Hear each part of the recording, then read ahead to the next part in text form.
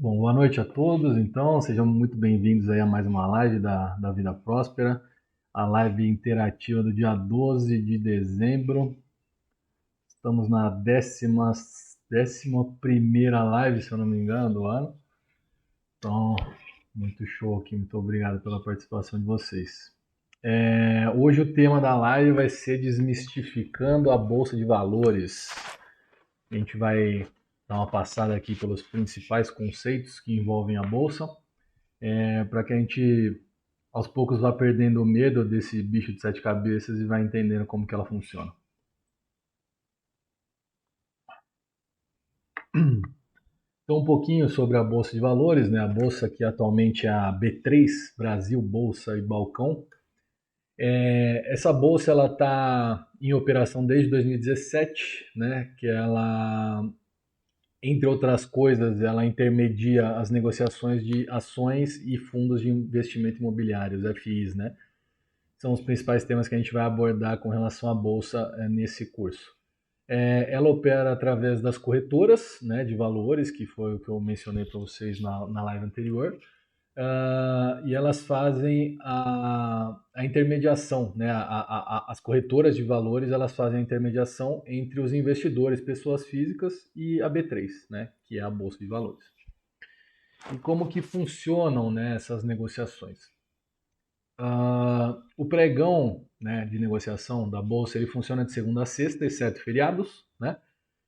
Das 10 da manhã às 16h55. E ele possui um aftermarket de 17h30 a 18 horas para os pequenos investidores, tá? Que somos todos nós aqui. Se eu não me engano, o aftermarket ele opera abaixo de 900 mil reais, tá? Então, somente grandes investidores que não podem operar nesse horário, tá? Eu trouxe aqui para vocês um exemplo do livro de ofertas. Peguei um exemplo de hoje mesmo, da Bolsa de Valores, só para vocês entenderem como que funcionam essas negociações, tá? Vou pegar o ponteiro aqui para exemplificar o que eu estou falando, que fica mais simples. Então, como que funciona? Eu peguei aqui o ticker, né? O ticker é o código das ações de cada empresa ou dos fundos de investimento imobiliário. E eu vou ensinar para vocês um pouquinho mais para frente como que eles funcionam. Esse aqui é o ticker do Banco do Brasil, tá? BBAS3. E aí, dando uma olhada aqui no livro de ofertas para explicar para vocês como que funcionam as negociações na Bolsa de Valores, tá? Desse lado aqui tem as operações de compra. São todas as pessoas, na verdade não são todas, aqui são as principais ou as primeiras a serem executadas aqui, de compra, e aqui as operações de venda, tá? Então como que funciona aqui? A compra que as pessoas nesse momento aqui do print estavam mais dispostas a pagar, tinha aqui 200 ações pelo agente, né? O agente seriam as corretoras aqui, tá, pessoal? Então, agente aqui, UBS, Genial, XP, Morgan, BTG, enfim. Então, tinha uma ordem da UBS na quantidade de 200 ações do Banco do Brasil a R$ 53,13, tá? Que por um acaso é o preço da ação, é o preço daquele ativo no momento da compra, tá? Do outro lado, a menor ordem de venda, né, era aqui da Morgan na quantidade de 100 ações, com preço de venda a 53,14, tá? Então, por que eu trouxe esse livro de oferta? Para vocês poderem entender qual que é o conceito das negociações. A Bolsa de Valores ela funciona conforme a lei de oferta e demanda, tá? Então, normalmente quem quer comprar mais baixo, né? Então, vocês vão ver que a ordem de compra mais alta era 53,13. Depois era 53,12, 53,11, 53,10 e assim por diante. Pode ter gente colocando 52,50, 52, lá para baixo, ordem de compra. Enquanto quer vender o mais caro possível, né? Óbvio, tá entrando dinheiro no seu bolso. Então, a menor ordem de venda era 53,14. 53,15, 16 e assim por diante. Até 54, 55 pode ser que tenham ordens lá, tá? E como que funciona? Cada vez que fecha-se um negócio, o valor da ação muda para aquele fechamento de negócio. Então vamos supor o seguinte, porque aqui estava bem colado os valores, né? Então estava 53,13 de um lado, 53,14 do outro, tá? Mas vamos supor que o lado da compra tivesse em R$ 53 e o lado da venda tivesse em 53,20, por exemplo, tá?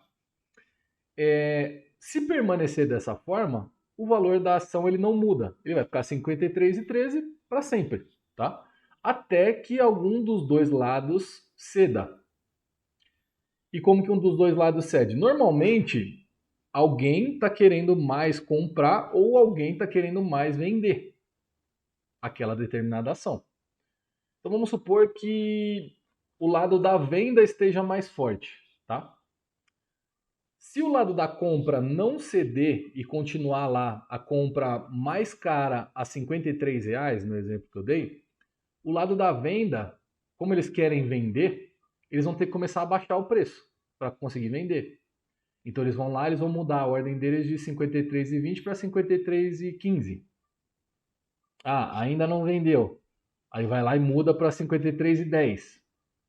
Ainda não vendeu. Vai mudar para 53,5. Ainda não vendeu. Quando eles aceitarem o preço de compra que tem ali no book de ofertas, eles vão colocar uma ordem lá a 53. Pronto. Fechou o negócio. Alguém queria comprar a 53, alguém cedeu vender a 53. O preço da ação mudaria de 53,13 aqui em cima para R$ 53. Entendeu? Então, a cada negociação que é fechada, é por isso que a gente vê toda hora, se você vai acompanhando o preço do ativo no decorrer do dia, toda hora, às vezes de segundo em segundo, o preço da ação vai mudando. Por quê? Porque são pequenas negociações que vão se fechando. Então, por exemplo, 53,13, depois de 2 segundos que eu dei o print, pode ser que tenha mudado para 53,14, 53,15, aí voltou para 53,12. Por quê? São pequenas negociações que vão fechando o negócio, é como se as pessoas fossem apertando as mãos umas das outras. Opa, 53,13, você compra? Compro, eu vendo. Beleza, fechou, negócio fechado. 53,13 muda o valor da ação para aquele último negócio que foi fechado, tá? Então, é mais ou menos assim que funciona a ação. Por que normalmente o preço da ação sobe ou ele desce? Normalmente, quando o preço da ação sobe, é porque o lado da venda não está querendo ceder. O cara fala assim, beleza, eu vendo a minha ação, nesse caso aqui, mas eu vendo a 53,20. Beleza, se você não quiser comprar a 53,20, eu não vou ceder. Aí o que acontece? As pessoas estão querendo mais comprar do que vender aquela ação e elas vão aceitando os preços mais elevados. E com isso vai fechando. Então fecha uma compra a 53,20, o outro vai lá e coloca uma compra a 53,22, 53,25, 53,50, 53,80, 54. E é por isso que o valor da ação vai subindo. E em contrapartida, o valor da ação cai quando, vamos supor, teve uma notícia ruim, desfavorável para a empresa, que teoricamente vai prejudicar a imagem da empresa por algum motivo. Da mesma forma, as pessoas querem começar a vender para se desfazer daquela ação. Só que as pessoas falam, tudo bem, eu compro, mas eu compro lá a 53, eu compro a 52,50, eu compro a 52 e o preço da ação vai caindo. É assim que funcionam as negociações, é assim que funciona o mercado da bolsa de valores. Qualquer dúvida, me interrompam, podem me chamar, podem levantar a mão aí, o de sempre na reunião, tá? Beleza. E como que a gente faz, né, para começar a operar na bolsa de valores? Então, como a gente já tinha mencionado na live anterior, primeiro ponto, abrir uma conta numa corretora de valores, tá? Como mencionado já na última live. Então, tem essas listadas aqui, tem aquelas que eu coloquei lá na nossa última live.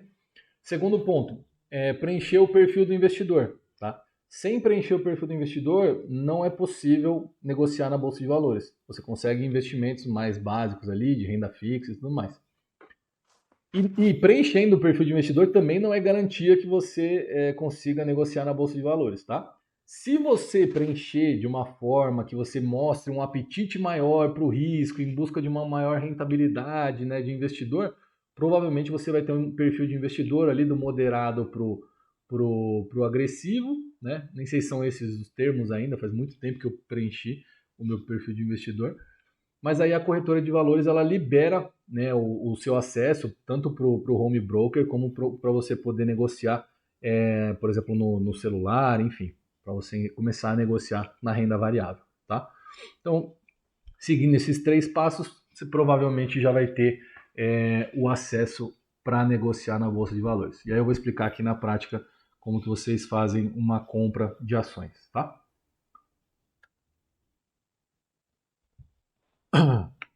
Mas primeiro, isso vai ser uma das últimas coisas aqui da live. Primeiro, vamos falar então um pouquinho do universo de fundos de investimento imobiliários, tá? Que ele não é o centro da nossa estratégia aqui, do que eu vou passar para vocês, mas também é possível negociar fundos de investimento imobiliário, os chamados FIs, né, na Bolsa de Valores. Eles também são negociados na Bolsa de Valores, tá? Então, os principais fundos são os seguintes: fundos de papel, tá? Eles são fundos, basicamente, que eles investem em títulos relacionados ao setor imobiliário. Eles não compram o imóvel ou investem no imóvel físico, mas eles compram aqueles títulos e o rendimento, né, daquele papel, daquele fundo, ele é baseado nos pagamentos dos juros desses títulos, né? Então, os títulos, alguns que a gente já falou, outros não falamos, porque eles são mais raros, mas, por exemplo, LCI, a gente já comentou na nossa live, que é a letra de crédito imobiliário. O CRI, né, que é o certificado de recebíveis imobiliários. Esses dois a gente mencionou que são fundos, são investimentos comuns de renda fixa, né? Além disso, tem letra hipotecária, LH, tem a FIDC, que é o Fundo de Investimento em Direito Creditório. Nem vou entrar no mérito dessas coisas, tá, pessoal? Porque são coisas mais específicas, mas são coisas que os fundos de investimento imobiliário de papel eles acabam utilizando e acabam recebendo ali o pagamento de juros, tá? E por último, o certificado de potencial adicional de construção, tá? Então são esses títulos aí que os fundos eles investem, esses títulos eles vão pagando juros para o fundo e parte do fundo e parte dessa rentabilidade que o fundo tem, ela é repassada aos acionistas, tá? E da mesma forma, pessoal, que eu expliquei a lógica de negociação das ações, também acontece dos fundos de investimento imobiliário, tá? Eles também são negociados na bolsa, então eles também sofrem essa flutuação de valor. Você pode comprar um fundo a R$ 100 hoje, amanhã ele está valendo 110, depois de amanhã ele está valendo 90, lógico que são variações grandes aqui que eu estou falando, não é sempre que existem variações grandes desse tipo, mas existem variações bem grandes, variações de 50%, 70% num dia. São exceções, mas não são tão incomuns, tá? Dentro da nossa estratégia, essas variações elas não importam muito, tá? Vocês vão entender um pouquinho mais para frente. Não hoje, a estratégia em si eu vou entrar na próxima live, mas hoje vocês vão entender toda essa base, tá? Então, os fundos de investimento imobiliário, eles também sofrem essas flutuações que as ações sofrem, tá? Segundo, aqui tem alguns exemplos, né, de fundos.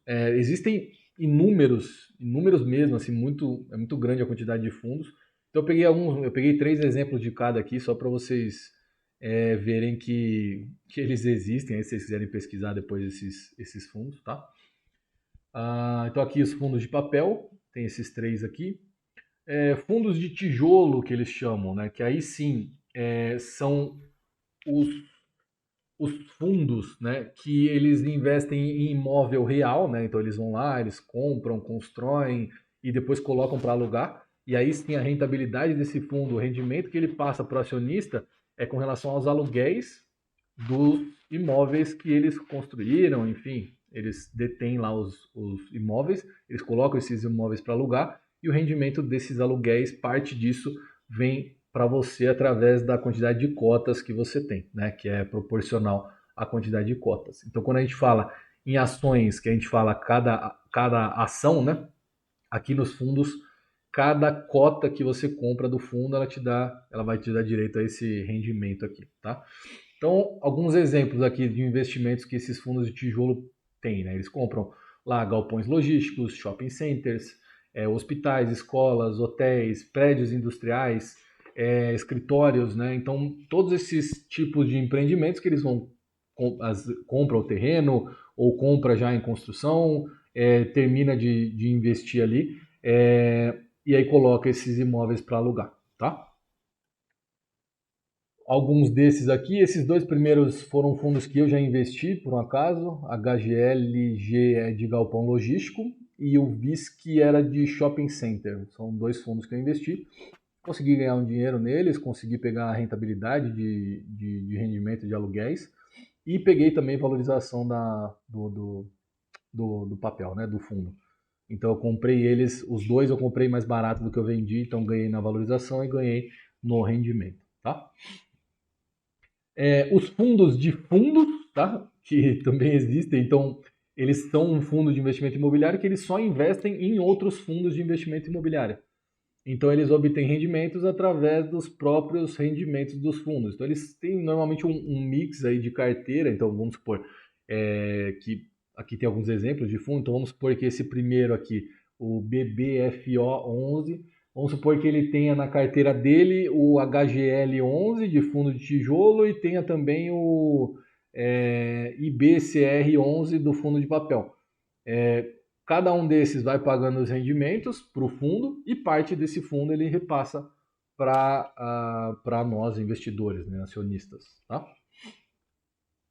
Existem os fundos de incorporação ou fundos de desenvolvimento, dependendo de como o conceito é passado, eles chamam dessas duas formas, que aqui eles investem em projetos imobiliários já em desenvolvimento, já em andamento.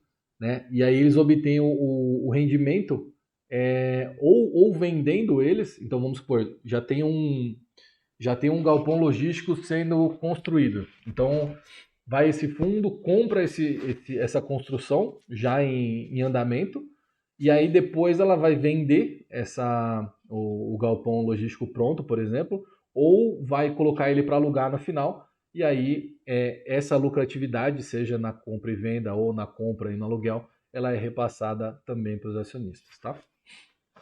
Mais alguns exemplos aqui. E por último tem os fundos híbridos, tá? Que eles investem em mais de uma das opções anteriores, tá? Diversificando o portfólio do fundo. Então ele não necessariamente investe em outros fundos, mas ele investe em mais de uma frente desses fundos. Então ele pode ter uma letra de crédito junto com um hotel, por exemplo, que ele vai colocar para alugar. Então ele é um fundo híbrido que ele vai mesclar esses tipos de empreendimentos aí para diversificar o portfólio dele e não ficar dependendo só de um tipo de frente aí nos fundos imobiliários, tá? Mais algum exemplo aqui desses três fundos aqui. Tá? Então, no total aqui tivemos 15 exemplos de fundos imobiliários e tem uma porrada, a lista é gigantesca, tá? Talvez não sei se tão grande quanto as empresas já listadas na bolsa.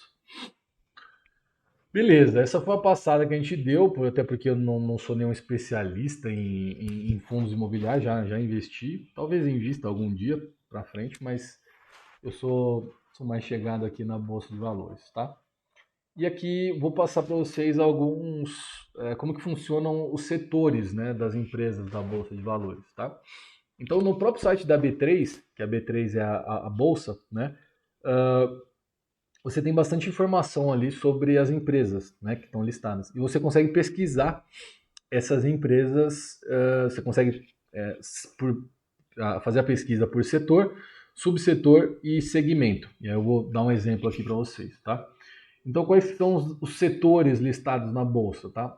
Os setores listados são bens industriais, comunicações, consumo cíclico, consumo não cíclico, financeiro, materiais básicos, outros, petróleo, gás e biocombustíveis, setor da saúde, setor inicial, que eles chamam, que por um acaso não tem nenhuma empresa listada no momento nesse setor inicial, mas está lá. Tecnologia da informação e utilidade pública. Tá?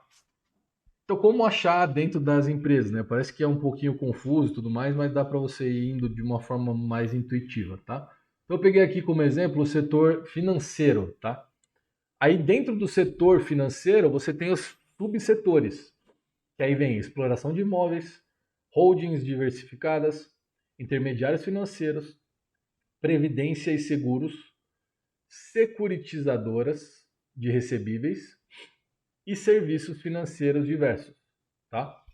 E aí eu vou pegar intermediários financeiros para a gente ver os segmentos que tem nesse subsetor. Que aí tem os bancos, as sociedades de arrendamento mercantil e as sociedades de crédito e financiamento, tá? Vou pegar aqui os bancos porque eu acho que são empresas de maior familiaridade de todos, tá? Então, trazendo algumas empresas aqui listadas na bolsa, tá? Tem inúmeros bancos, não lembro a quantidade, mas tem uma porrada de bancos. Bancos menores, bancos maiores. E eu vou pegar aqui os principais, os que mais são negociados, os que mais distribuem dividendos, né? Os que mais remuneram o acionista, os que mais têm as melhores performances aqui, tá? Então, Banco do Brasil, o Banestes, que para quem não conhece é o Banco Estadual do Espírito Santo, tá? É um banco que vem crescendo bastante nos conceitos de acionistas e que usam essa análise fundamentalista para investir. Bradesco, Banrisul, que é um banco lá da região sul do país, que também vem crescendo nas análises aí. Itaú e Santander, tá? Principais bancos aí listados na bolsa. Talvez tenha um ou outro aí que poderia ter entrado nessa lista dos principais, mas eu estou trazendo aqui alguns nomes para familiarizar vocês. E aí, como eu mencionei, o ticker de cada um, né? Então, é o código de negociação na bolsa de cada um desses. Então, o Banco do Brasil que já tinha trazido, BBAS3, BES3 Banestes, BBDC 4, o Bradesco, que eu vou explicar para vocês, BRSR6, o Banrisul, Itubi 4 e Sambi 11 do Santander, tá? Eu vou explicar como que funciona cada um desses códigos aí mais para frente. Beleza. E dentro desses setores, né, desses segmentos aí, a nossa estratégia ela é muito baseada na segurança, né? Então, assim, não adianta nada a gente investir na bolsa, que já é um local onde pode haver um risco maior. E se a gente for realmente investir com esse risco maior, normalmente o estresse é muito alto para isso, você precisa ficar monitorando os seus investimentos todo dia, toda hora, é muito estressante, né? Então a gente busca setores que são perenes, que a gente chama, né? Que são setores de maior segurança, maior previsibilidade, maior rentabilidade, tá? E que tendem a ter um resultado muito mais positivo, principalmente no longo prazo, né? Então acontece às vezes de um ou outro trimestre assim da empresa não ser tão bom, não ter um lucro tão positivo, às vezes tem até um prejuízo dependendo do trimestre, do ano, dos acontecimentos, enfim. Mas no geral, as empresas desses setores elas tendem a prosperar no longo prazo, tá? E é por isso que a gente investe nesses setores principalmente. Setores best.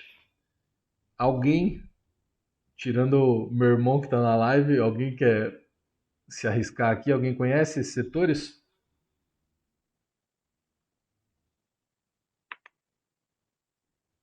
Vamos lá. Bancos, energia elétrica, saneamento, seguros e telecomunicações, tá? Por que esses são setores perenes, né, da bolsa? Normalmente são setores que são de atividades essenciais para nós e que a gente normalmente não vai deixar de consumir essas coisas aqui, tá? Então, por exemplo, banco, você pode estar com dificuldade, pode isso, pode aquilo, mas você tem a sua conta aberta no banco, né? Em algum momento você vai pagar alguma taxa para o banco, né? Existem pessoas que não têm banco, lógico, mas não tem conta no banco, mas grande parte da população possui conta em banco, né? Energia elétrica, né? Então, a gente, às vezes, dependendo da dificuldade, você vai deixar de comprar uma roupa, você vai deixar de sair para comer, mas você não vai deixar de pagar a luz, a energia elétrica da sua casa, né? Saneamento, mesma coisa, né? Seguros. Para pessoa física, tem muita gente que vive sem seguro e tudo mais, mas, no geral, seguro de carro, seguro de casa, seguros empresariais são muito comuns e muito rentáveis para a seguradora, tá? E telecomunicações, hoje em dia, principalmente, quem que vive hoje sem o plano lá de celular, de internet, né? Então são serviços que, independente de como esteja a economia de uma forma como um todo, todas essas empresas elas tendem a ter uma receita muito recorrente, um lucro muito recorrente. Então, quanto melhor a gestão dessas empresas,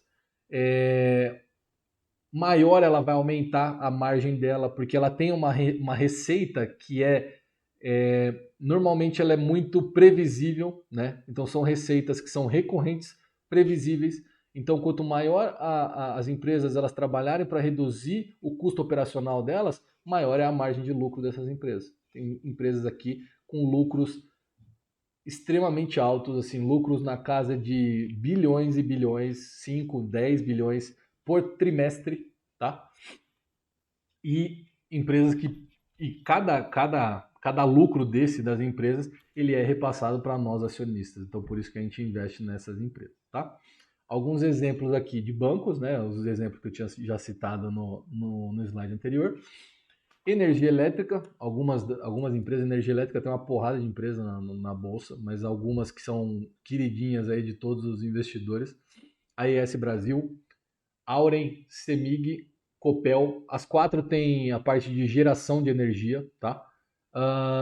Cemig e Copel, elas são estatais, são estaduais, Cemig em Minas Gerais, Copel no Paraná, e elas cuidam tanto da parte de geração, transmissão e distribuição de energia, tá? Taesa e a ISA CETIP, que são empresas puramente do setor de transmissão de energia elétrica. Para quem não conhece, vocês vão aprendendo sobre os setores. Então, é importante conhecer o setor que a sua empresa está inserida, como que funcionam as particularidades de cada etapa do setor, aonde que a sua empresa atua dentro daquele setor, e quais são as particularidades daquela sua empresa no setor. E a CPFL, ela também ela tem a parte de distribuição muito forte, a CPFL, tá? Saneamento. Então tem algumas empresas aqui, a Sabesp, que é bastante conhecida para quem é de São Paulo, Copasa, que é de Minas Gerais também, Sanepar, que é do estado do Paraná, CPFL é bem forte na Baixada, sim, na Baixada, no interior de São Paulo também. A Sabesp, a Copasa em Minas, Sanepar no Paraná, a Ambipar, que é um grupo que está crescendo bastante também na parte de saneamento, tá? Seguros, a gente tem a BB Seguridade, Caixa Seguridade, a Porto Seguro, que é bastante famosa até para quem não está no universo da bolsa, né? Conhece bastante a Porto Seguro, a gente vê placa da Porto Seguro com benefícios, né, para os clientes Porto Seguro o tempo todo. E a IRB, Resseguros, né? A IRB, eu coloquei ela aqui na lista, ela faz parte de seguro, mas ela é uma resseguradora, tá? Ou seja, ela empresta dinheiro para as seguradoras. Ela faz seguro das seguradoras, tá? Então por isso que chama Resseguros. É a única empresa, por enquanto, listada na bolsa, empresa de resseguro, tá? E telecomunicações, a Vivo, a TIM, a Telebrás e a Oi. Aqui são exemplos, tá, pessoal? Existem outras empresas listadas aqui. E por que eu coloquei aqui esses exemplos, tá? Vou colocar algumas coisas aqui. Não é porque essas empresas elas estão listadas nesses setores que vocês podem investir de olho fechado. Vou comprar essa empresa porque ela está naquele setor e é isso aí, compra a qualquer preço e não. Esse é só um primeiro crivo nosso na hora de investir, tá? E eu vou dar dois exemplos que estão aqui na tela, que para quem investe em bolsa conhece bem. E eu tenho esses dois micos na minha carteira até hoje. Um deles eu considero um mico, o outro nem tanto. O primeiro deles é a Oi, que é de telecomunicação. Então, teoricamente, ela está no setor perene, ela tende a prosperar, Mas ela teve uma péssima gestão aí no decorrer do tempo, enfim, é uma empresa que hoje está em recuperação judicial, por exemplo, a mesma condição que a Americanas entrou em recuperação judicial, que a própria Magalu provavelmente vai entrar em recuperação judicial. E ela está em recuperação judicial já faz um bom tempo já, e muitos dizem que a Oi não volta mais, que é uma questão de tempo aí para ela fechar o capital da bolsa, tá? E ela está no setor de telecomunicações. Então foi um mico aí quando eu comprei ela. Eu não gastei muito dinheiro nela. Eu comprei algumas ações aí, gastei alguns poucos milhares aí de reais, pouquíssimos. Mas é o suficiente para me lembrar da besteira que eu fiz de investir numa empresa sem estudar ela a fundo, tá? E a segunda foi a IRB Resseguros, que é uma empresa que ela tá sozinha no mercado, então ela teoricamente é um monopólio aí. Pode ser que existam algumas empresas menores que não estejam listadas na bolsa, mas na bolsa ela é monopólio, só tem ela de resseguradora. Ela está num setor que tende a ser muito perene, porque as seguradoras também precisam de seguro, né, para que elas estejam resguardadas financeiramente, caso a sinistralidade aumente muito nos seguros e tudo mais. Mas a IRB ela foi alvo de corrupção lá atrás, ela teve alguns escândalos ali que arrebentou com a imagem dela no mercado, e a ação dela desvalorizou, assim, despencou horrores, tá? Depois eu até posso trazer um case para vocês da RB, mas resumindo aqui bem rápido, tá? Minha primeira compra de RB eu comprei ela a R$ 38, se eu não me engano. Veio o escândalo de corrupção da diretoria lá, e ela passou de 38 para 20 e poucos reais. Aí veio a pandemia, ela caiu para 12, depois caiu para 7, para 5, para 3, para 2, para 1, e ela estava valendo menos de R$ 1. Até, se eu não me engano, foi no começo desse ano. Acho que foi isso. Valendo menos de R$ 1. E eu fui comprando ela nesse período todo para tentar ir baixando o meu preço médio, né? E aí depois ela teve um evento que eu vou explicar aqui mais para frente, que foi um evento de grupamento de ações, que eu vou explicar para vocês. Hoje, o meu preço médio da ação ele está em R$ 107, né? O total, o montante que eu paguei, ele está em R$ 107 e a ação está valendo 53, tá? Então, eu estou com praticamente 50% de prejuízo nessa ação, mas é uma ação que eu deixo na minha carteira também, porque eu acredito que em algum momento pode ser que essa empresa passe a prosperar. Se ela passar a prosperar, provavelmente ela deve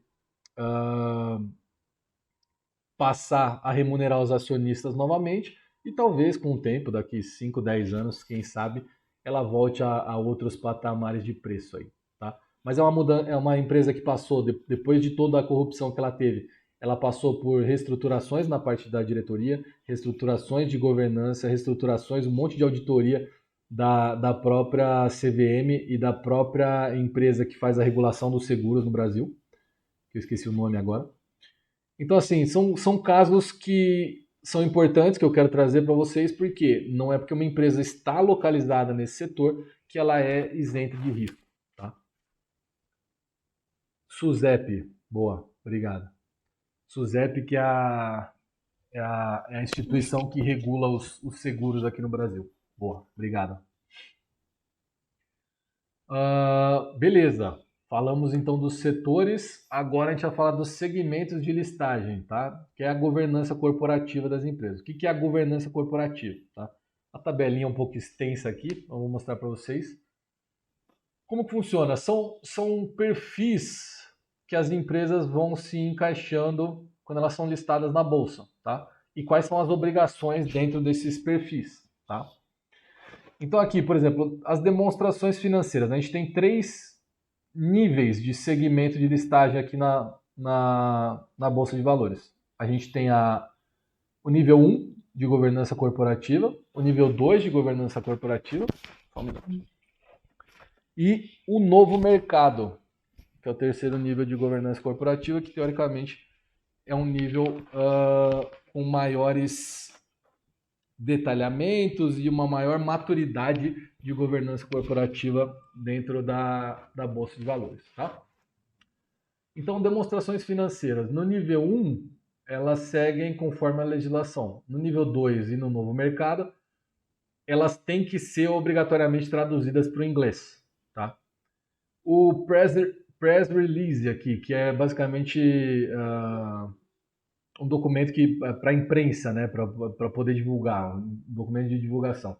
No nível 1 e no nível 2, eles são obrigatórios só para as demonstrações financeiras. E no novo mercado, ele é obrigatório o documento completo. Tá? A reunião pública anual, após a divulgação do resultado, para elas três, para esses três aqui. Eu coloquei aqui porque tem um quarto nível, que é o nível básico de entrada na Bolsa de Valores, que todas as empresas, teoricamente, elas têm que entrar no mínimo por ali. Tá? Então, essa reunião pública anual, para o nível básico, ela não é obrigatória, ela não tem uma regra definida para isso. Tá? O calendário de eventos, a mesma coisa, no nível básico ela não é obrigatória, para esses três níveis ela é obrigatória, o calendário de eventos. A composição do conselho de administração.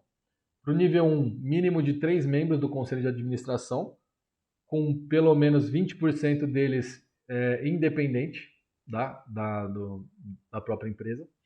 No nível 2, mínimo de 5 membros, com no mínimo 20% de independência. E no novo mercado, mínimo de 3 membros, com no mínimo 20% ou 2 membros independentes, o que for maior aí. Tá?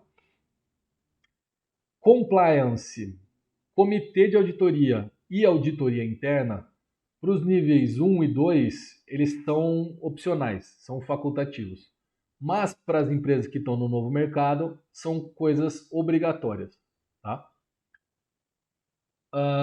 Free float, que é um conceito aqui, que são as ações em circulação, tá? Porque a empresa ela pode reter um percentual de ações em tesouraria, que ela não vai colocar à venda no mercado, tá? No nível 1, no nível 2 e no nível 3, no nível 3 não, perdão, no novo mercado, 20% do total de ações. No nível básico não tem essa limitação. Distribuição de ações nas ofertas, tá? As três aqui a mesma coisa também, então o controlador ele detém menos do que a metade e para o nível básico não tem essa restrição. Saída do segmento de listagem, então por exemplo, para uma empresa sair do nível 1 e ir para o nível 2, né? Ou do nível 1 voltar para o nível básico, por exemplo.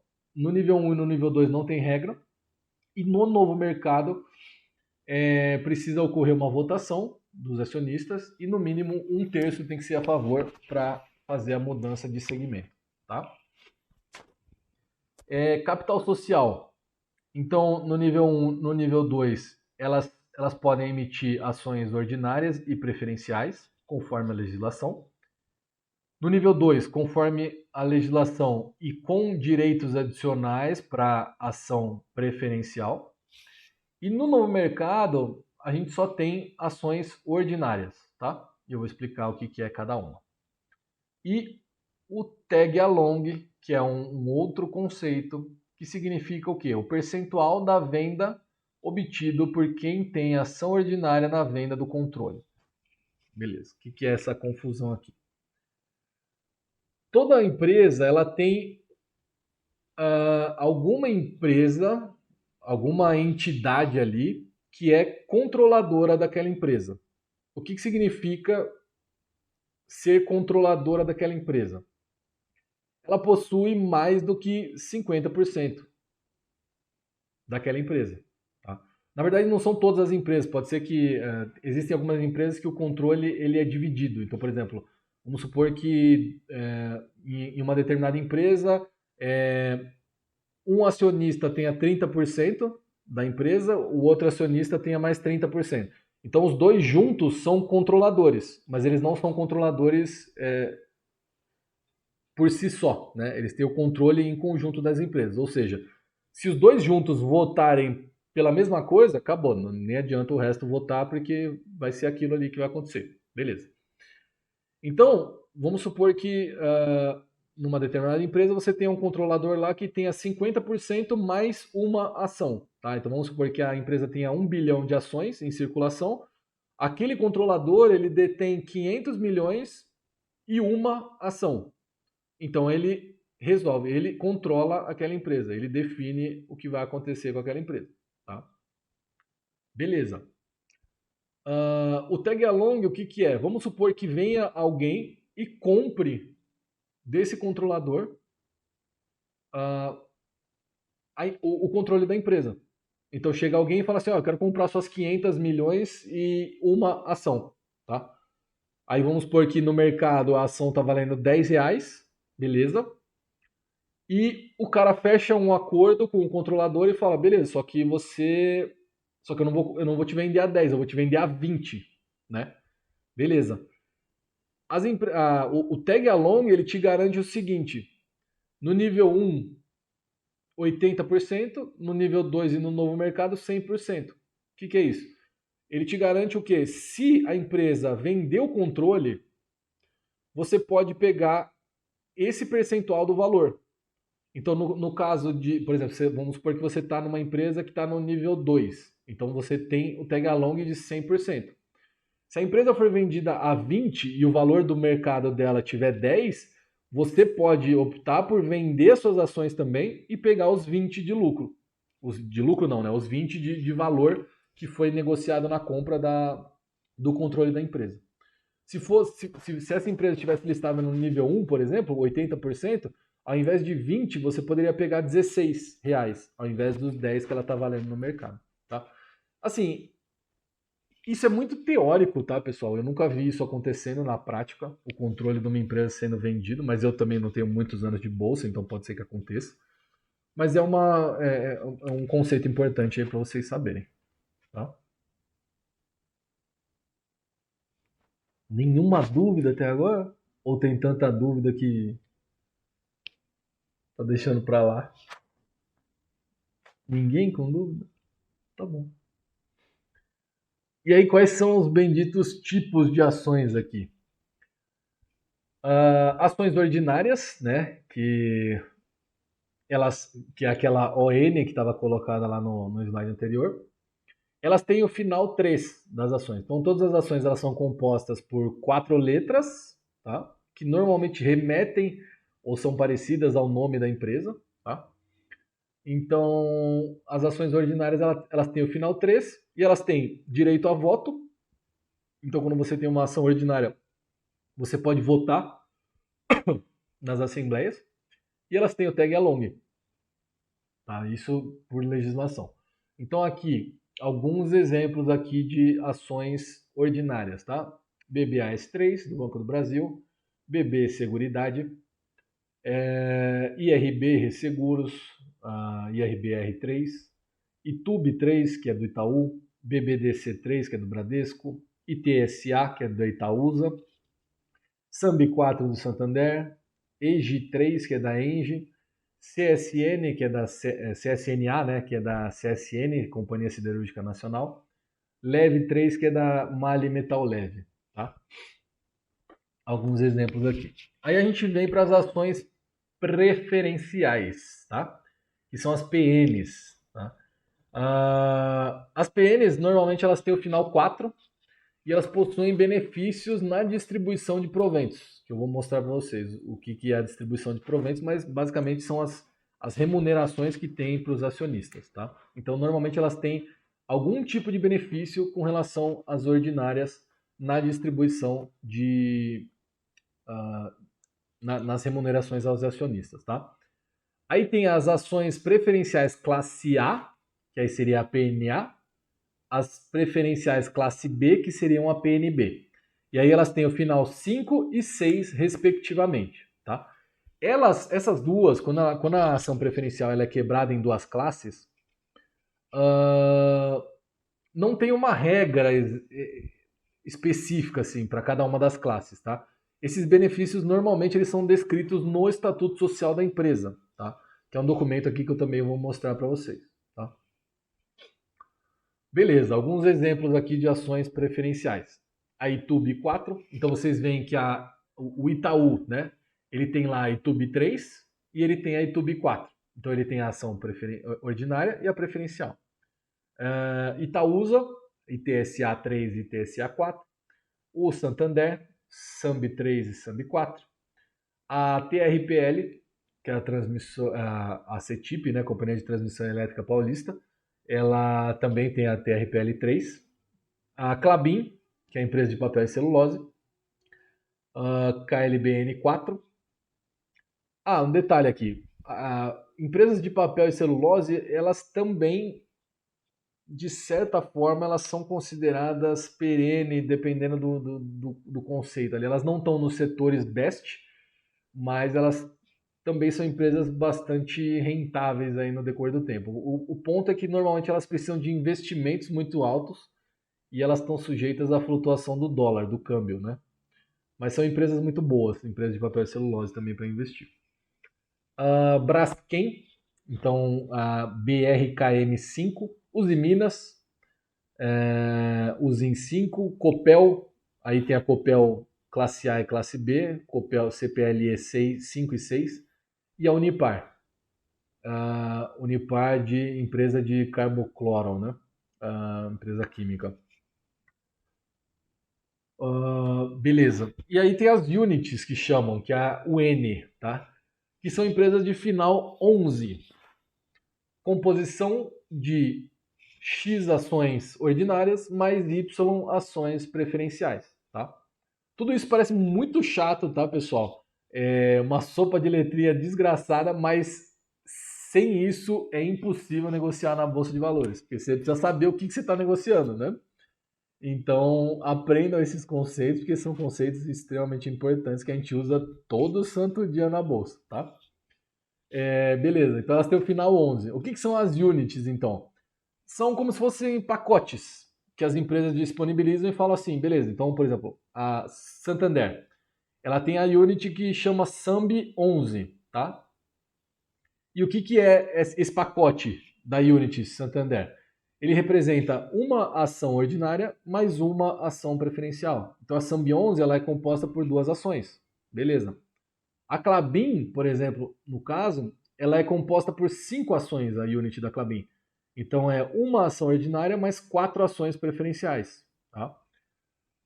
Sanepar, uma ação ordinária mais 4 ações preferenciais. A Copel, uma ação ordinária mais 4 ações preferenciais da classe B, PNB. Então, uma unit da Copel ela corresponde a uma CPLE 3 mais 4 CPLEs 6, tá? Essa é a composição. A Lupar e Taesa, elas têm o pacote de uma ação ordinária mais 2 ações preferenciais, tá? Por que é importante saber isso? Quando você vai negociar, você pode comprar as ações separadas ou você pode comprar as units, por exemplo, tá? Então vamos supor, vou pegar um exemplo mais fácil para entender aqui. Vamos supor que o Santander, tá, que ele tem uma ação ordinária e uma ação preferencial. Vamos supor que a Unity ela está sendo negociada a R$20, tá? Então qual que seria a lógica? Se a Unity, que representa uma ordinária mais uma preferencial, ela está sendo negociada a R$20, a lógica é que a soma das duas, ordinária mais preferencial, seja R$20, certo? Beleza?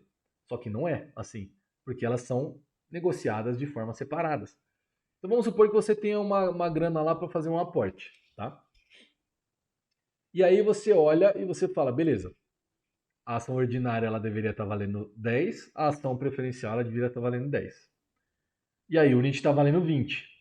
Se você olha lá no Home Broker e você fala, putz, a ação preferencial do Santander está valendo 9,50. O que é mais barato? Você comprar duas ações a 9,50, que você vai gastar R$19, ou você comprar uma ação a 20. É mais barato você comprar a R$19, certo? Então você sabendo fazer essa composição, você pode ganhar mais dinheiro ainda, porque você vai comprar mais barato ainda, tá? No caso do Santander, que foi o exemplo que eu peguei, a conta ela não é tão simples assim, porque o Santander ele tem prioridade para as ações preferenciais na hora de distribuir os dividendos. Então, as ações preferenciais do Santander elas recebem 10% a mais do que as ações ordinárias. Então, você teria que colocar esse fator também na sua conta, tá? Mas é mais ou menos assim que funciona para a gente entender se uma ação vale mais a pena ser comprada separadamente ou se vale a pena ser comprada de uma forma unificada ali na unit, tá?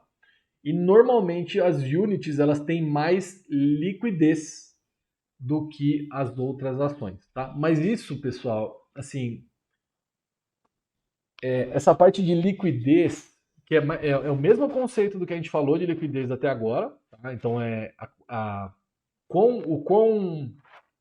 o quão simples é você converter aquilo em dinheiro, tá?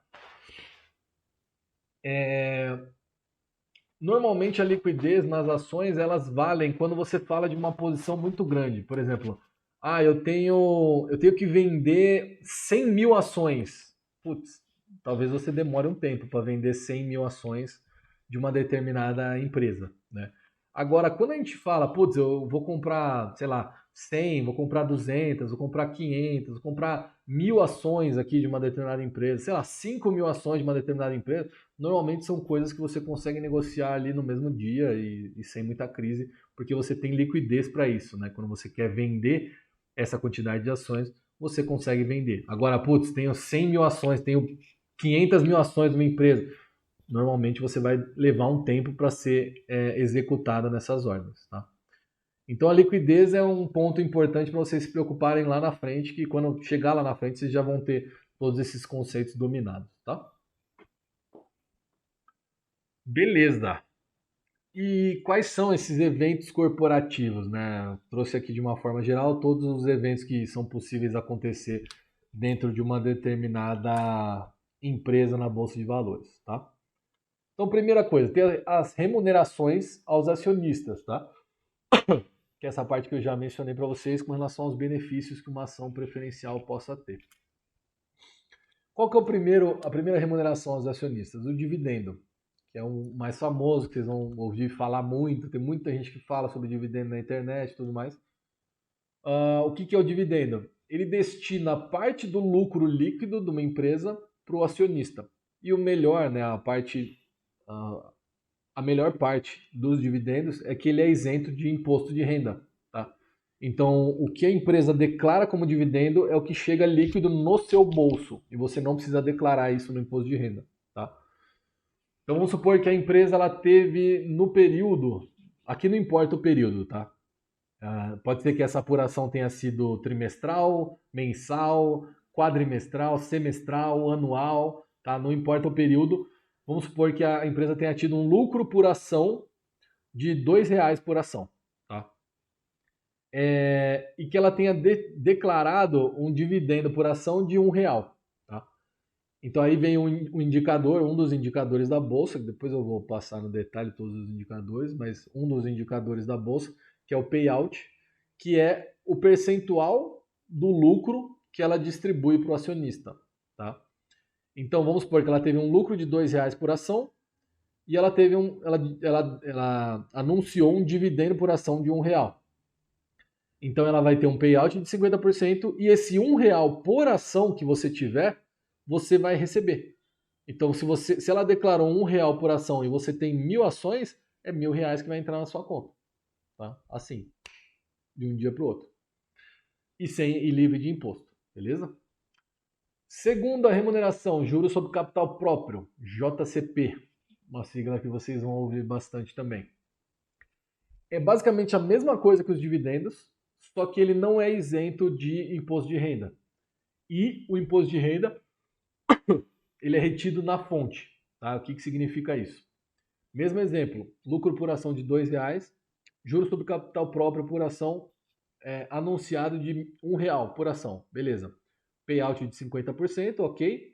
Só que o juro sobre capital próprio líquido por ação que você vai receber como acionista é de 85 centavos, porque 15% do IR ele vai ser retido lá na fonte, já vai ser recolhido pela própria empresa e você não precisa declarar isso depois. Você precisa declarar isso no imposto de renda, mas você não precisa pagar imposto sobre isso. Na verdade, você já pagou isso com a retenção na fonte. Então, ela declarou R$ 1, só que 15% a menos é o que vai chegar no seu bolso. O resto já vai ser recolhido pelo governo. Tá? Terceira remuneração aos acionistas, a bonificação. Tá? A bonificação ela é uma emissão de novas ações que serão incorporadas proporcionalmente à posição de cada acionista. E o que significa isso na prática? Vamos lá, um exemplo aqui. Então vamos supor que a empresa ela anunciou uma bonificação de 10% para os acionistas. E o que significa isso? Vamos supor que na Datacom ali, depois eu vou. Tudo isso vai ser. Todos esses conceitozinhos vão ser passados para vocês na próxima live, tá? A Datacom da bonificação, na Datacom, vamos supor que a Datacom da bonificação seja hoje, dia 12, tá? Você tivesse lá 1.000 ações daquela determinada empresa com um preço médio que você pagou naquelas 1.000 ações de R$ 11, tá? O que vai acontecer? Se você terminou a Datacom em posse dessas ações, o que você vai passar a ter 1.100 ações, então você vai ganhar 10% a mais de ações. Então, se você tinha 1.000, você vai passar a ter 1.100 ações da companhia e um novo preço médio de R$ 10. Ou seja, esses 10% ele vai ser descontado da cotação. É como se você tivesse ganhado mesmo, como se ela tivesse vindo de graça para você. Na verdade, ela veio de graça para você. Porém, quando você vai declarar essas ações, você tem um valor contábil que é definido pela empresa no momento da bonificação. Então, no comunicado ao mercado, a empresa vai dizer assim, ó, eu vou bonificar 10% você, só que com um valor, por exemplo, de R$ 15 por ação. Vai ser a bonificação contábil dessa ação. Então, no momento de declarar o imposto de renda, você vai ter que colocar esses R$ 15. Mas no seu cálculo aqui de preço médio, esses 10% eles vão ser descontados. Então, você vai passar a ter mais ações num preço médio mais baixo. Tá? O que também é uma forma de remunerar o acionista. E por último, a subscrição, que são emissão de novas ações no mercado com prioridade de compra para quem já é acionista. Então vamos supor que a empresa ela tenha 1 bilhão de ações em circulação e ela vai emitir 100 milhões de novas ações no mercado. Ela primeiro vai priorizar os acionistas, então os acionistas que quiserem comprar a subscrição, eles vão ter direito a comprar proporcionalmente à sua posição, a subscrição. E os acionistas que não quiserem exercer esse direito, eles vão deixar essa subscrição para ir para o mercado. Tá? Então eles vão abrir mão do direito de subscrever as ações. Até tem um exemplo aqui muito próximo, que a gente tinha a mesma posição, eu e meu irmão. O meu irmão ele exerceu o direito de subscrição de uma determinada ação da nossa carteira e eu achei melhor não subscrever. Tá? Quem que ia falar alguma coisa? O Capuz, normalmente é mais barato para o acionista, né? Ou não, nada a ver isso aí. Então,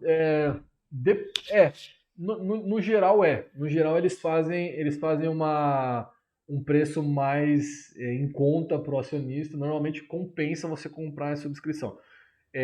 Quando a gente foi subscrever, que era a Itaúsa, a gente recebeu o direito de subscrever. O meu irmão ele exerceu o direito. Eu fiz as minhas contas e para o preço médio que eu tinha não valia muito a pena subscrever, por isso que eu acabei abrindo mão da subscrição. Tá? Mas para o meu irmão, que ele estava com um preço médio um pouco mais elevado, para ele valia a pena, comprava no direito de subscrição e abaixava o preço médio dele. Então vai variar de acordo com a sua posição, tá, Will? Boa, valeu. Beleza.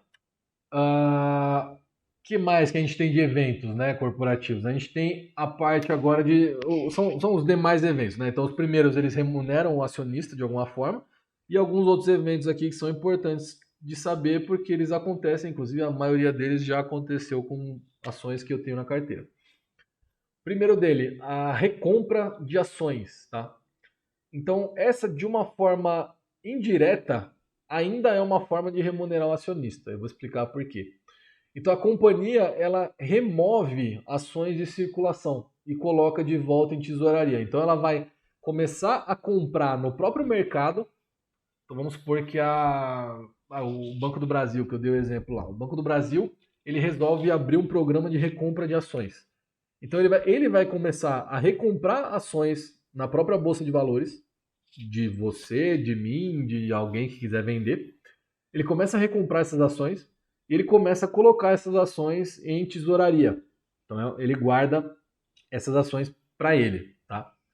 Quando ocorre isso, a tendência é o quê? Se aquela ação ela é alvo de desejo, enfim, quando você tira ações de circulação, você tem menos ações no mercado, a tendência é que o preço da ação ele seja valorizado, né?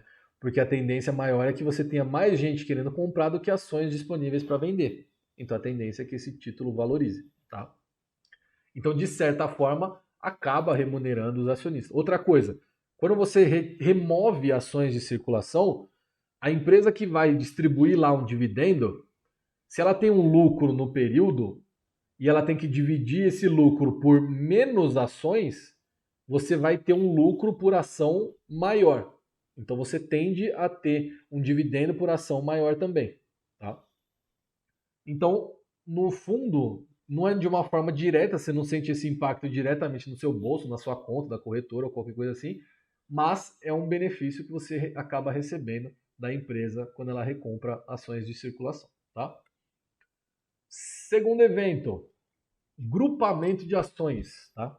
Então, como que funciona? Normalmente ele ocorre quando o valor de uma ação ele está muito baixo e ela passa a ser muito alvo de especulação. Então, muita gente começa a especular em cima dela, essa ação vai cair e tudo mais, e aí começam a ocorrer outras operações na bolsa de valores que eu não vou entrar no mérito aqui para vocês, mas são ações que tendem a depreciar o valor dessa ação, né? Então, são negociações que tendem a depreciar o valor dessa ação. Quando a ação ela passa vários meses a ser negociada abaixo de R$ 1, a própria B3 ela obriga a empresa a fazer um grupamento. Tá? Então, vamos supor aqui, tá? Vamos supor que tenha sido feito um grupamento, que tenha uma empresa X tenha definido um grupamento de 10 ações para uma ação. Tá? O que acontece com a sua posição na prática? Você tinha lá uma posição de 1.000 ações com o preço médio de R$ 1, tá? Quando é feito esse grupamento de 10 para uma, o que acontece? Você não vai perder dinheiro, nem vai ganhar dinheiro nessa brincadeira. O que vai acontecer é que você vai inverter a posição. Então, 1.000 ações a R$ 1, você vai dividir por 10 a quantidade de ações. Então, você vai fazer um grupamento, eles vão agrupar a sua quantidade de ações. Você vai dividir por 10 a quantidade de ações. Então, de 1.000 ações, você passa a ter 100 ações. E cada ação, ao invés de valer R$ 1, ela vai passar a valer 10. Então, ela vai pegar a proporção ao contrário no preço. Porque pensa, antes você tinha 1.000 ações vezes R$ 1. Você tinha R$ 1.000 aplicados naquela empresa, investidos naquela empresa. Você vai passar a ter 100 ações a R$ 10. 100 vezes 10 dá R$ 1.000 também. Então, você mantém a sua posição, você só vai mudar a composição. Então você vai passar a ter menos ações e essas ações vão valer mais na bolsa, tá?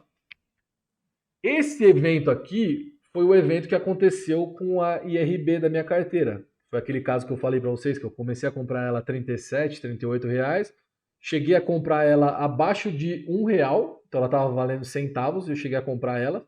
E aí ela foi forçada pela B3 a fazer um evento de grupamento. Ela fez um evento de 30 para 1. Então, a cada 30 ações que eu tinha, viraram uma ação e o valor da ação multiplicou por 30. Então, por isso que é aquela brincadeira que eu falei, que eu cheguei a comprar ações valendo menos de R$ 1 e hoje o meu preço médio está R$ 107 e o valor de mercado da IRB, se vocês pesquisarem no Google hoje, vai estar R$ 53, R$ 54, tá? Nem sei quanto fechou hoje o pregão. Mas beleza.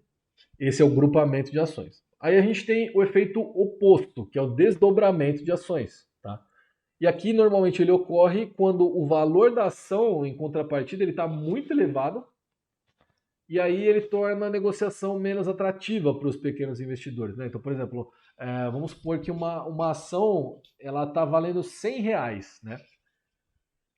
Existem muitas ações que são baratas, né? Que elas são muito boas e são baratas. Então, por exemplo, com R$ 100 você consegue comprar 10, 11 ações de uma empresa que está valendo menos de R$ 10, né?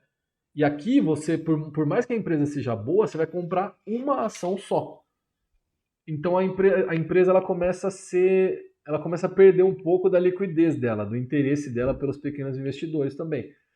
E aí o que ela faz? Ela fala, então vamos desdobrar as ações, que aí é o caminho oposto. Então, por exemplo, vamos supor que um desdobramento foi definido de 1 para 10, caminho oposto. O que significa isso? A cada uma ação que você tinha, ela vai virar 10 ações com o valor 10 vezes menor. Tá? Então, no caso aqui, vamos supor que você tinha uma posição de 1.000 ações com o preço médio de R$ 100. Beleza? Ok. Depois do desdobramento, a sua nova posição ela vai passar a ser 10.000 ações com o preço médio de R$ 10. Então você tinha R$ 100.000 investido nessa empresa antes e você passa a ter R$ 100.000 investido nessa empresa depois. Só que com essa diferença de composição. Tá? De 1.000 ações você passa a ter 10.000 ações, do preço médio de R$ 100 você passa a ter um preço médio de R$ 10. Simples assim. E por último, o split. Que o split nada mais é do que um desdobramento de ações, mas ele tem uma proporção fixa de 1 para 2. Ou seja, você vai sempre dividir por 2 a sua quantidade de ações. Você vai dividir por 2 a sua posição. Então você vai dividir por 2 o valor da ação, perdão. Então você fica com metade do valor e você multiplica por 2 a quantidade. Então se você tinha 100 ações a 10, você vai ter 200 ações a 5. Não, 200 ações a 5, tá certo, é isso. Bugou a minha cabeça. Tá? Então você vai ter o dobro das ações na metade do valor, beleza? E agora passar aqui como você faz a sua primeira compra na Bolsa de Valores, caso você ainda não tenha feito. Tá?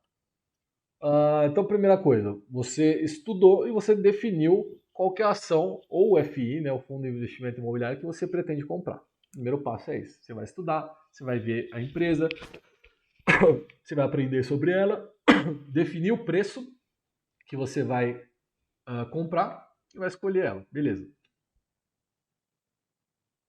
Aí você vai selecionar o ticker da ação, ou FI, na boleta do seu home broker, ou vai aprender a fazer isso na corretora pelo smartphone. Tá?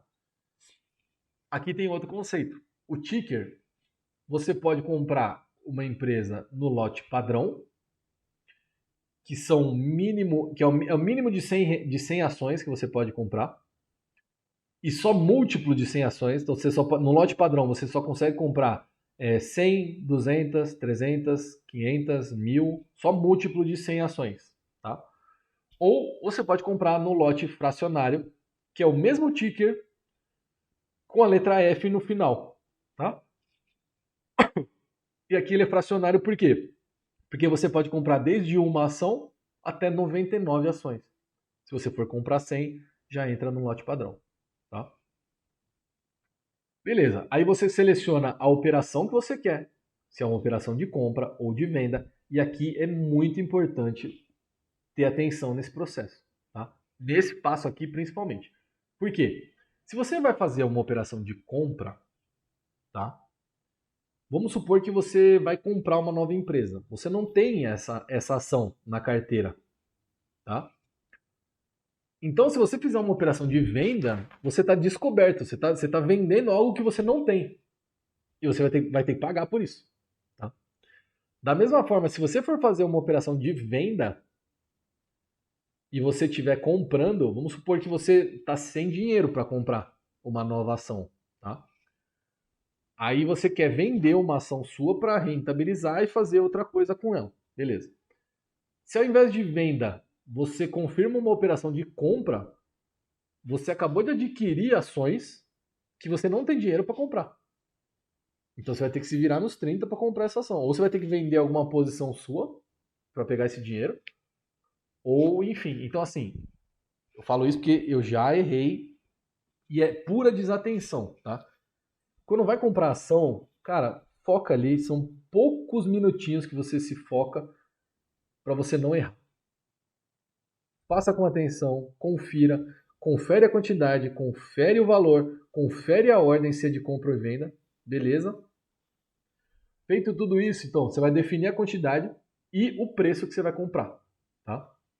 E aí você vai selecionar a validade da ordem de compra. Você pode selecionar hoje como validade, então a ordem ela vai ter duração até o final do dia e ela cancela automaticamente no fim do pregão, caso ela não tenha sido executada, né? Você pode definir uma data para a validade dela, então você fala assim, ó, eu quero comprar uma ação X no valor Y até o dia 30, por exemplo. Você define. Chegou nessa data, não executou a sua ordem, ela vai ser cancelada, tá?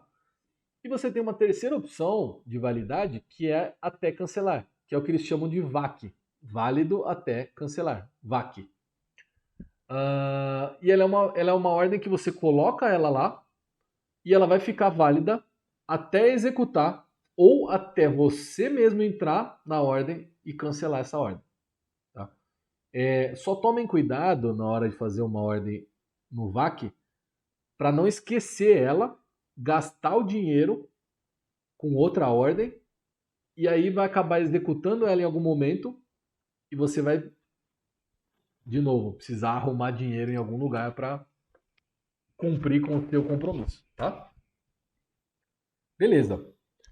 Aí você clica em comprar, ou em vender, ou em executar a ordem, e você confirma essa ordem. Quando executar, você recebe a nota de corretagem. Normalmente você recebe essa nota de corretagem por e-mail cadastrado na corretora. Beleza? E eu vou dar um exemplo prático agora para vocês. Só tomar uma água.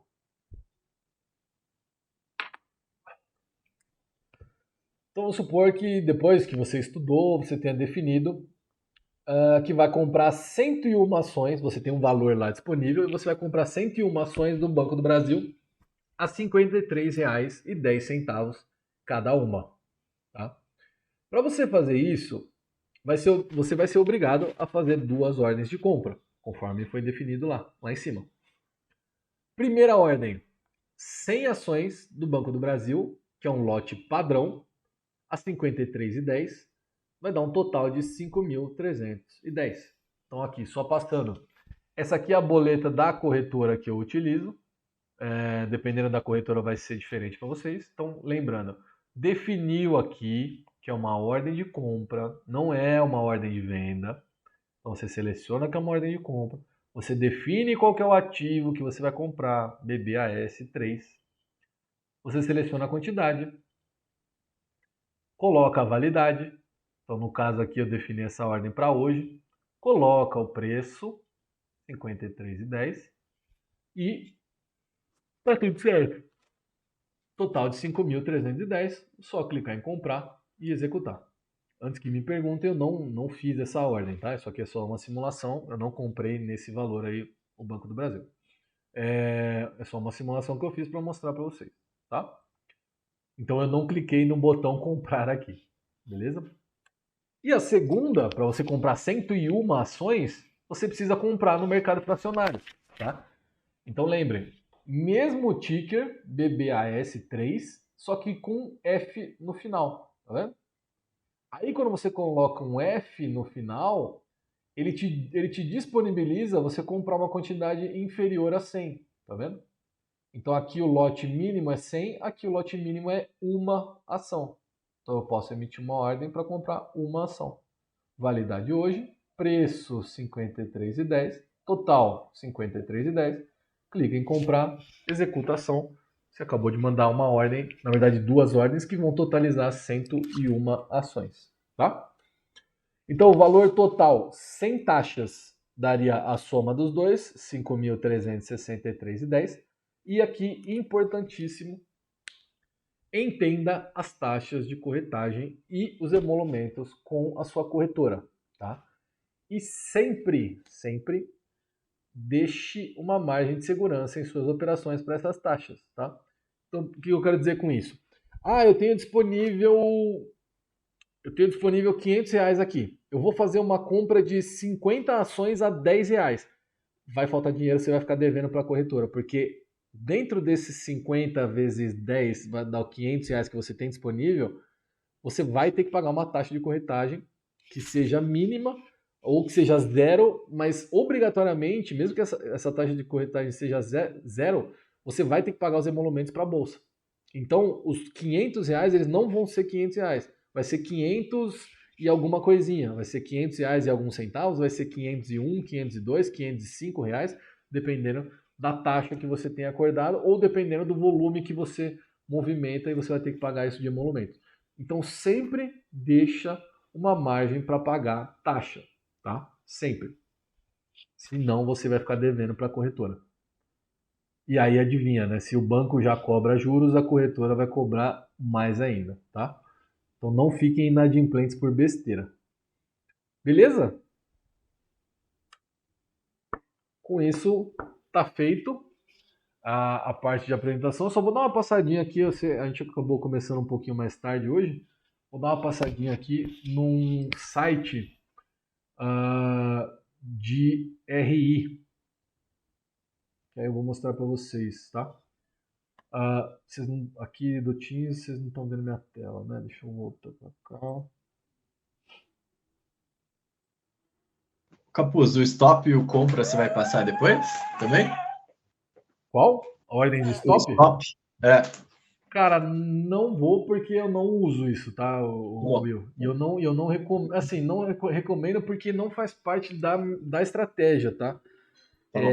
Porque o stop e o loss, normalmente eles são para quando você vai utilizar a bolsa para ter ganhos rápidos, né? Normalmente usa até no day trade, no próprio swing trade você pode usar, mas tipo, mas você define perdas e ganhos, né, para aquela sua operação. A estratégia aqui voltada para a bolsa, ela vai ser muito previdenciária. Então vai ser muito para você, é a parte de buy and hold, né, que o pessoal chama, que é você comprar as ações e virar sócio dessas empresas para que você seja remunerado conforme a empresa vai tendo lucro, entendeu? Então, óbvio que você pode em algum momento vender as suas ações, eu não sou contra isso, eu de vez em quando faço algumas operações de venda também, mas eu não costumo usar, então também nem tenho muita propriedade para ensinar isso, tá, Will? Beleza. É que naquela época de pandemia, que estava indo, subindo, descendo, eu usei um pouco esse negócio aí, porque eu não sabia como ia ser o dia seguinte, né? Sim, sim. Eu, eu acabava ligando, né? E eu tava também com um robô me ajudando com essas operações que a gente chamava de small rocks, né? Então a gente Sei. investia nos pequenos e ficava monitorando para ver se ele subia para chegar no lucro que a gente esperava ou se ele baixava a ponto de você começar a tomar prejuízo. Então eu tinha que colocar esses gatilhos. É, Porque não dá para monitorar o dia inteiro, né? Tinha que ficar ali e deixar ativo. a ideia do stop loss é você, quando ganhar, ganhar bem e quando perder, perder pouco, né? É isso mesmo. Mas enfim, não é nada contra, entendeu? Tipo, cada um investe da forma que quer, mas não é a estratégia que eu vou passar no curso por conta do. Aqui é uma estratégia um pouco mais tranquila, tá? Beleza, obrigado. Nada, obrigado a você, cara. Então aqui eu peguei o exemplo do próprio site do Banco do Brasil, que por sinal foi um dos sites que até hoje eu vi que assim é bem completinho em termos de relação com investidores, tá? Então só para vocês não, ó, vocês estão vendo minha tela aí, né? Sim. Tá. Então só isso aqui é bem simples, tá? Tipo assim, se você vem no Google aqui e você quer qualquer empresa aqui que está listada na bolsa, vamos pegar, sei lá, a, a própria, vamos pegar o Itaú aqui. Então você digita Itaú RI, que é relação com investidores, tá vendo? Relação com investidores. E você vai achar o site de relações com investidores da empresa que você quer estudar, tá?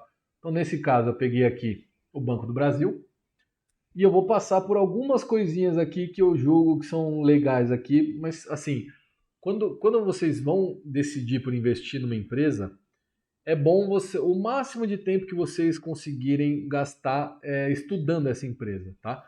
Então, por exemplo, aqui, ó, na primeira parte já, Banco do Brasil, né? Tem aqui quem somos. Então aqui eles vão falar, eles vão passar uma geral, né? Ah, então aqui eles têm a parte do propósito, quais são os valores, uma coisa bem resumidinha. Tem a parte de ética que eu não vou passar, a parte de estrutura organizacional, que aqui vai dizer ah,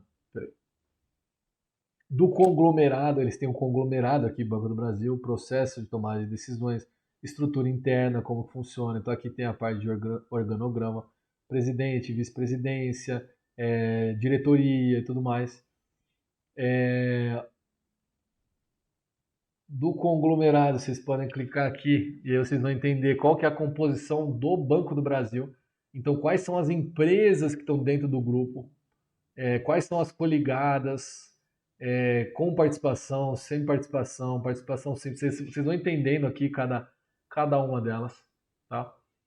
Ah, composição acionária, isso aqui é muito importante. Aqui que a gente vê a parte de controlador que eu mencionei para vocês. Então, olhem aqui. União Federal, quem que é isso aqui? É o governo, tá? Então, o Banco do Brasil, o controlador do Banco do Brasil é o governo federal, tá? Então, como que funciona a composição acionária da empresa? Ó, o Banco do Brasil, a primeira empresa listada na Bolsa de Valores do Brasil, ela tem um total de 1,03 milhões de investidores aqui, mais de 1 milhão de investidores pessoas físicas, como eu, como vocês aí. Não há investidores não controladores com mais de 5% das ações. Então, ou seja, tirando o controlador aqui, né, o governo, que ele tem aqui 50% mais um pouquinho de ações, 50,0000011% do total de ações, tirando o governo federal, ninguém tem mais de 5% das ações. Tá? Então ela tem um total de 2,8 bilhões de ações. Alguns números aqui gerais. Payout que eu mencionei para vocês, 40%. E esse 40% ele é regulado no próprio estatuto da empresa. Vou mostrar para vocês também. Beleza. Então aqui, aquela questão do tag along seria, por exemplo, se alguém viesse comprar do governo do Brasil o Banco do Brasil. E aí pagaria um valor X pelo Banco do Brasil e você, como acionista, se você tem direitos, se você tem o tag along, você vai pegar 100% ou 80% que seja desse valor negociado com o governo. Como é do governo, como é estatal, é muito difícil isso acontecer, a não ser que ocorra uma privatização da empresa. Tá? Beleza, composição acionária, aí tem outras coisas aqui que eu não vou passar por tudo isso. Aí a gente tem. Peraí, só um minutinho. Tá. Aí a gente tem aqui na parte de governança, tudo aquilo que foi mencionado, né, a parte de governança dos pilares. Então aqui, ó, B3, novo mercado, então é uma empresa que está no novo mercado. Aqui a gente tem a parte de códigos, indicadores, compliance, tá?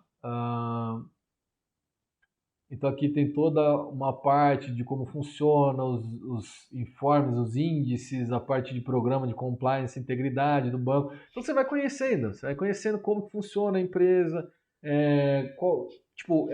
Aparentemente é uma parte chata, né? Uma parte mais chatinha, você tem que ler, são materiais extensos e tudo mais, mas você conhece a empresa, você sabe onde você está investindo o seu dinheiro, né? Então é aquela história. Você é o dono do seu dinheiro. Ninguém mais é dono do seu dinheiro. Então, quanto mais você souber aonde você está investindo o seu dinheiro, melhor, tá? Então, aqui a gente tem a parte de conselho de administração, conselho fiscal, os comitês, como que funciona cada um deles, né? Então, você pode vir aqui, você pode ir clicando, diretor executivo e tudo mais. Se sustentabilidade. E você tem aqui a parte do estatuto, que eu mencionei para vocês. Estatuto e política. Então, estatuto social, se eu não me engano, ele está aqui. Não. Estatuto social, que você pode clicar aqui e baixar. E aí, nesse estatuto, né, você vai ter... Aqui são as atualizações que teve esse estatuto. Então, pensa, o primeiro aqui foi em 1952 o estatuto. Ele teve um bocado aqui de revisões, até a última aqui, que foi 27/4 desse ano. E aí aqui tem toda a regra, tudo que rege a empresa. Então é como se fosse fugiu a Constituição do Brasil. É mais ou menos isso, só que é o Estatuto Social aqui da empresa. Então aqui tem as principais diretrizes de como a empresa funciona. Tá? Então vou pegar aqui alguns pontos. É legal vocês passarem, estudarem isso aqui, é um documento de 29 páginas. Tem documentos muito maiores aqui para a gente ler, mas é um documento que ele te dá muita diretriz de como a empresa funciona. Então é legal você pegar, estudar ele, ler ele inteiro, e aí com o tempo você vai entendendo tipo, quais são as informações cruciais que você precisa ler, precisa entender numa empresa, e algumas que são, tipo, beleza, isso aqui não é tão importante de eu me inteirar, tá? Mas, por exemplo, aqui, ó, deixa eu pegar aqui, anotei alguns pontos aqui. Aqui, a parte de capital e ações. Então, como que funciona? Capital social da empresa de 120 milhões, 120 bilhões, desculpa, totalizado em 2 bilhões e 800 mil ações, tá? Divididos. E aqui o capital autorizado, que ela poderia aumentar segundo deliberação de assembleia, seria os mesmos 120 bilhões.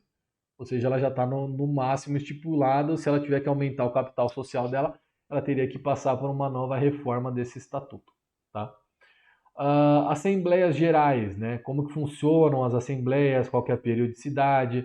As assembleias normalmente são feitas para fazer a divulgação dos resultados. Tá? Então, um ponto importante para pegar também. Aqui na próxima página, a parte de administração e organização do banco. Então aqui vai passar todas as normas comuns dos órgãos de administração, impedimentos e vedações, vai ter um monte de coisa aqui, uma porrada de coisa, como funciona, a parte de estruturação. E aqui eu vou pular, tem toda a parte de estruturação, diretoria, vice-presidência, remuneração da galera da diretoria. Tá? E aqui eu vou pular para a parte de exercício social, lucro, reservas e dividendos, tá? Que é a parte que fala aqui do estatuto da parte de destinação do lucro, principalmente. Tá? Então, normalmente quando o banco ele tem lucro, ele vai organizar o lucro dele nessa ordem de prioridade aqui. A constituição da reserva legal. Então vamos supor que ele tem aqui, assim como a gente, se a gente teve que usar a nossa reserva de emergência, ele também tem uma reserva legal. Se ele teve que utilizar essa reserva legal, ele vai repor essa reserva legal conforme ele vai tendo lucro. Tá?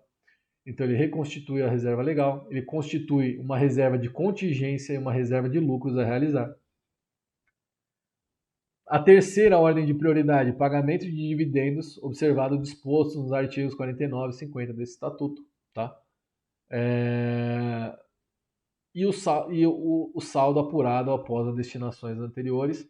Desse saldo, eles podem definir por constituir as reservas estatutárias ou uma reserva para equalização de remuneração do capital.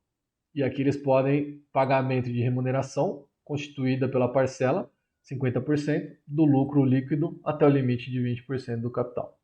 E demais reservas e retenções previstas na legislação. Então, aqui eles vão definindo qual que é as limitações e as definições aqui para a destinação dos lucros. Tá?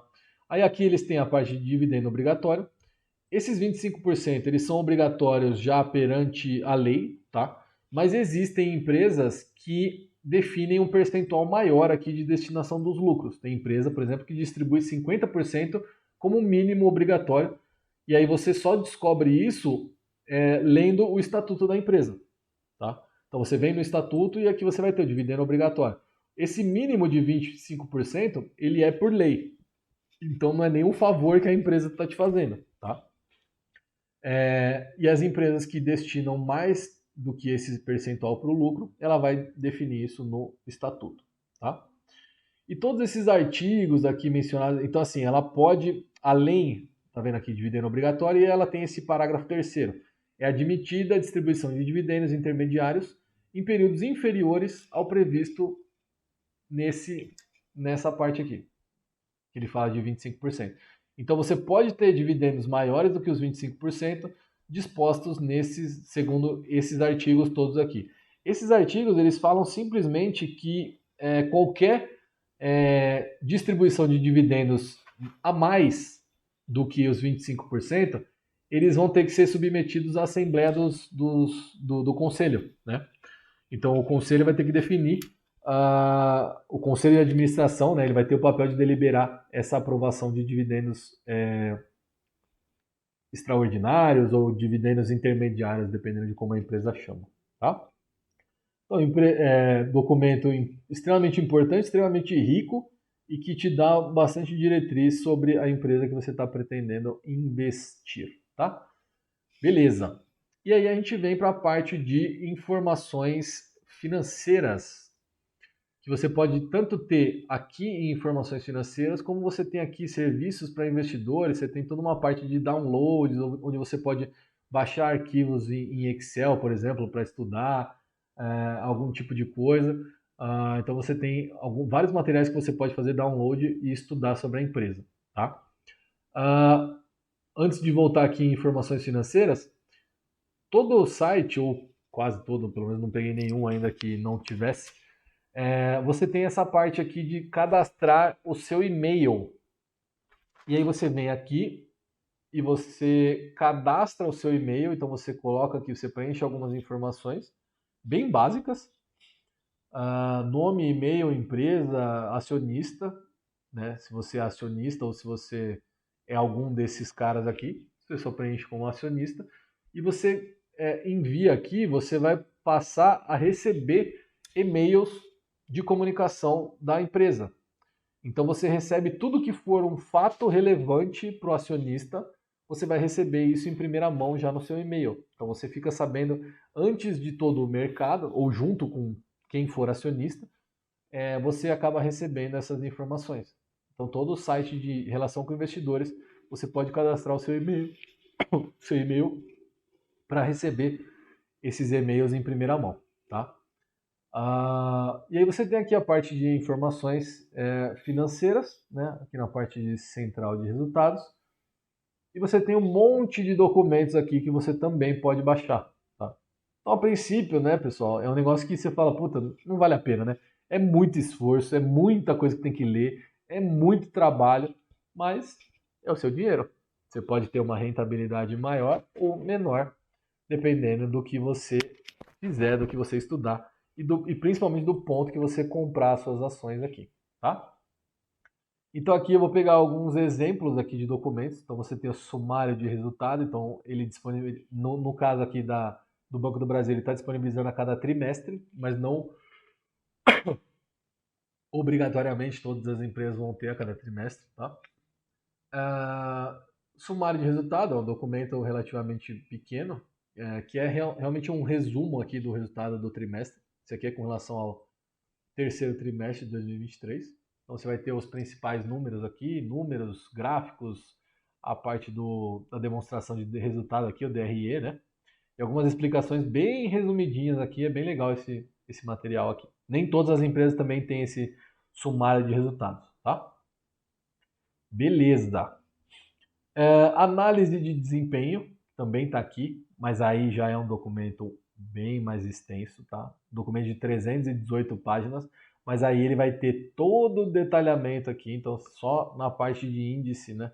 Sumário do resultado, informações financeiras, margem financeira bruta, e aí toda a parte do que significa essa margem financeira bruta de um banco, né? Então tem toda a parte de spread, MFB gerencial, MFB contábil. E assim, tudo isso ele serve como aprendizado para você investir melhor na sua empresa, né? receita de prestação de serviço, despesas administrativas, gestão de capital, crédito, captações. Então aqui tudo vai sendo voltado também para o segmento, né? Para o setor de atuação daquela empresa. Então, por exemplo, quando você investe em banco, você consegue comparar muito bem os resultados de um banco para o outro, né? Mas você não consegue comparar o resultado de um banco para uma empresa de energia elétrica, por exemplo, porque eles vão ter composições completamente diferentes nos resultados, tanto na parte operacional como na parte de resultado financeiro, tá? Então é sempre bom você entender o setor, entender a empresa, comparar essa empresa com outras empresas do setor e você definir qual que é o seu investimento, qual que é a empresa que você vai investir, tá?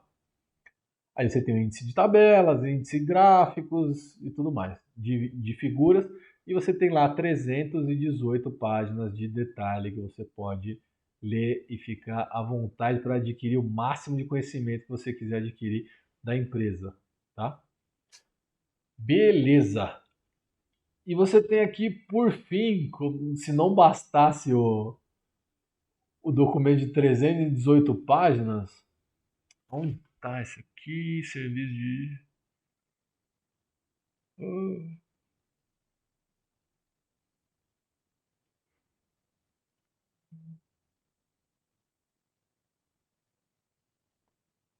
Bom, eu acho que eu baixei ele, eu acho que tá aqui, ó. Em algum lugar ali do site, que é o formulário de referência, que é um documento de 439 páginas e não 318, tá? Esse documento, ele é anual, tá? Ele traz um compilado do ano, então de 2023 ele está sendo construído ainda. Então, ó, ele já teve essas atualizações aqui, 30 de 5 de 2023, até agora 17 de 11 de 2023, a última atualização, e normalmente ele é fechado anualmente, tá? E aí aqui a gente tem toda uma parte estratégica do negócio. Ele é um formulário de referência mesmo para você entender sobre o negócio em si da empresa que você está investindo. Então aqui, ó, as atividades do emissor. Então tudo que é atividade, quais são os tipos de atividade, as receitas, as informações que são relevantes, as alterações que tiveram no ano e tudo mais.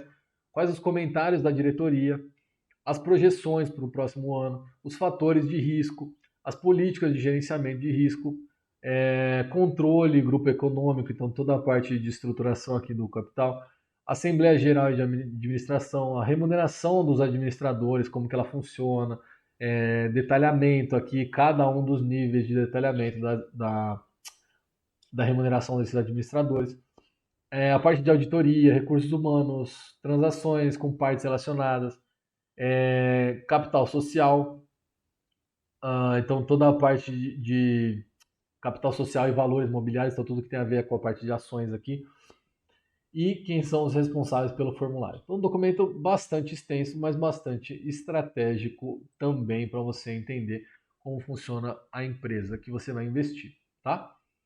Beleza, tá bom. Aí você pode falar, tá, se eu for ler tudo isso aqui, eu vou levar um ano para definir a empresa. Tudo bem, pode levar um ano. Você pode tentar captar o máximo de informações que você puder, em resumos, esse tipo de coisa. Tem muito canal no YouTube hoje em dia, inclusive, quem sabe mais para frente eu não chego a fazer essas análises também, mas tem muito canal no YouTube hoje que fornece resumos de análise de resultados. Então você vai lá no YouTube e coloca lá, por exemplo, o Banco do Brasil que a gente está vendo aqui. Você coloca lá, resultado Banco do Brasil, terceiro trimestre de 2023. Então você coloca lá, aqui ó, 3T23. Você já vai ver todos os canais que fizeram algum tipo de análise, algum tipo de resumo sobre o resultado do terceiro trimestre de 2023 do Banco do Brasil. E assim por diante. Você pode pesquisar das outras empresas, empresa de energia, empresa de saneamento, empresa de seguros, empresa de... E aí é bom você não pegar um único canal para você absorver conteúdo, mas você pode pegar 2, 3, 5 canais diferentes, você assiste o resultado e a análise de resultado que cada um desses 5 canais deu, e aí você chega a uma conclusão sua sobre a empresa. Porque aí você vai ver termos que todos os canais falaram, você vai ver pontos positivos que todos os canais falaram, pontos negativos que todos os canais falaram, ou pontos que são inconclusivos, que um canal falou uma coisa, outro canal falou outra, não sei o quê. Beleza, aí você pega esses pontos inconclusivos e vem você aqui nos documentos para fazer a sua análise e entender melhor o que aconteceu naquele ponto com a sua empresa, entendeu? Então, assim, bastante conteúdo, bastante informação que vocês podem captar aqui, mas a informação está aí, né? E você pode usar essa informação ao seu favor ou não.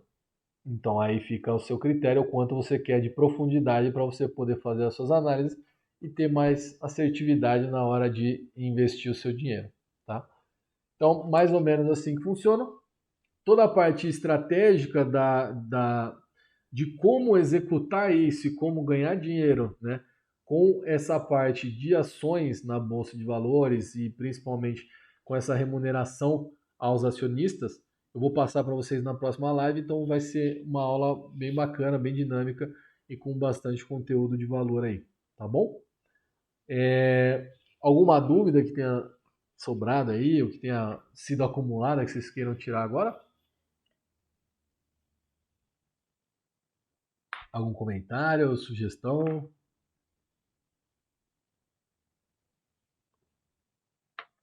Muito bom, Capuzzi. Muito bom. Beleza. Ia falar a mesma coisa. Muito bom conteúdo, muito completo. E se tem alguém aqui, né, que ainda não investe em ações, né, às vezes a gente tem muitas objeções no começo, né, tem pensar, precisa de muito dinheiro, mas não precisa, dá para você começar com pouco. Menos então você... até que na renda fixa, né? Você consegue comprar ações por 5, 7 reais, na renda fixa você não consegue comprar títulos por esse valor. Exatamente. Ou então a pessoa tem medo, né? Ah, mas se o preço da ação cair, tipo, depois que se a empresa é boa, né? Você até comemora, né? Que se o preço da ação cai, você fala, pô, que da hora, eu vou conseguir comprar mais. Então, é como se fosse, né? Na verdade, eu gostaria, né? Eu sou até suspeito, eu adoro a renda variável, mas para mim tudo poderia ter